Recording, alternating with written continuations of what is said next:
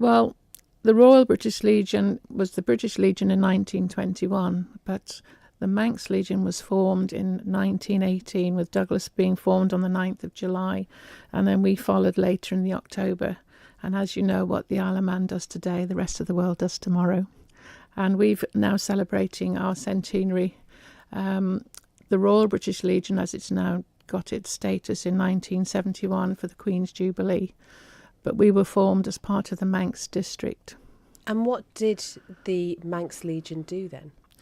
Well, a lot of the serving men and officers that came back to the island found that life was really harsh. It was very difficult to get back into civilian life. There were problems, jobs and family life, and a lot of the well-known families on the Isle of Man decided it was important to form an association which would offer support and help. And then we feel the Manx Legion forms the basis of what the British Legion does. We have 4 pillars of support. We have benevolence, welfare. We are custodians of remembrance and comradeship, all very important, and every branch has all those pillars in place to support our ex-service community and their dependents. So how does someone qualify for support? Do they just have to have been a member of the armed services? You only have to have served for 7 days. Wow. That's all you need.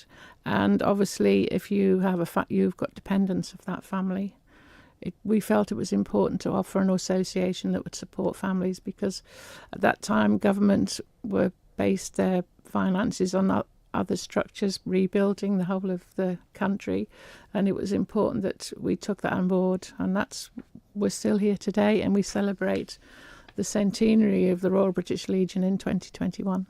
And I guess because we are talking about it historically because of the anniversary itself, but there may be a misperception perhaps that it's not as necessary now, but it absolutely is, isn't it? That Legion's still doing fantastic work. Yes, the poppy appeal, which everybody is associated with, the money you put in to buy your poppy will buy a new leg for a soldier that's wounded. We are the biggest raising charity. We raise £46 million, but we spend £1.3 million every week on welfare, benevolence, supporting our veterans.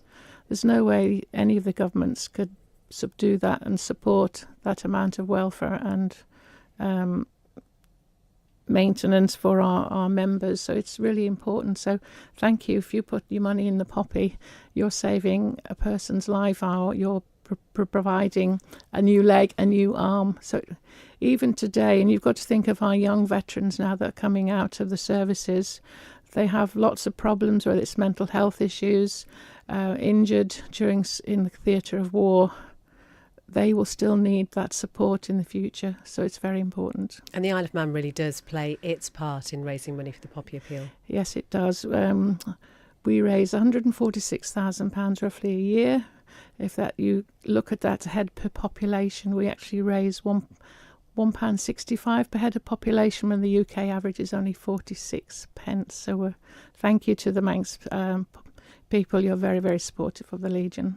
And historically, we're very dedicated, aren't we? And you were telling us some facts, actually, before we came on air that I didn't know. For instance, about a very interesting street that you've managed to get a plaque for. Tell us about that. Queen Street in Castletown had the highest number of people who joined up, and the mortality rate was extremely high. We had over 40 children who were orphaned, and it's deemed as being the highest mortality street during the First World War. When you think about 81% of the Manx male population went to serve during the First World War, and 1,165 never made it back. And if you think the population was only 28,000 during that time, it's a huge portion, it's a huge dedication. And that one particular street was hit very, very hard. I mean, there would hardly be anybody who wasn't directly affected in some way by it. Every family member, male member joined of the whole of the street. And you think 40 children were then made orphan because they didn't return. And then that, of course, would leave the women who were left behind, and obviously the children themselves, in a really difficult position. You know, sort of how do you carry on after something like that? Well, I think the fact that the Castletown Branch was formed 6 weeks before the end of the First World War there was a need, and it did support the families, offered the coal funds, offered support, and it meant that there was a nucleus for families and their dependents to come and have support from the Legion. It was extremely important, and we worked very closely with the commissioners as well. It was whole community got together and supported each other. Something that's not terribly well documented, I suppose, and the aftermath of both world wars and what it was like for people trying to rebuild their lives. It was, but I think we were very lucky here on the Isle of Man that the Legion's very, very strong, and there's lots of associated associations like Royal Artillery, Royal Navy.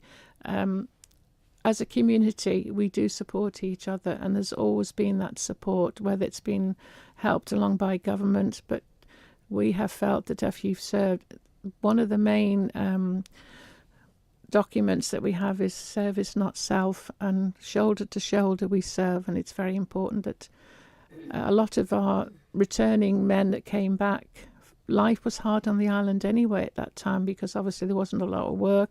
The mines had closed up. A lot of people were leaving the island because there wasn't anything really for the young people to do after the war. They'd had that comradeship, the brotherhood. They found it very difficult to get back to civilian life, and that's still the fact today, that once you leave the services, you've got that huge network and support, and then you're back in Civvy Street. That is quite a lonely place. So having the Legion there as a support network, it's a great organisation.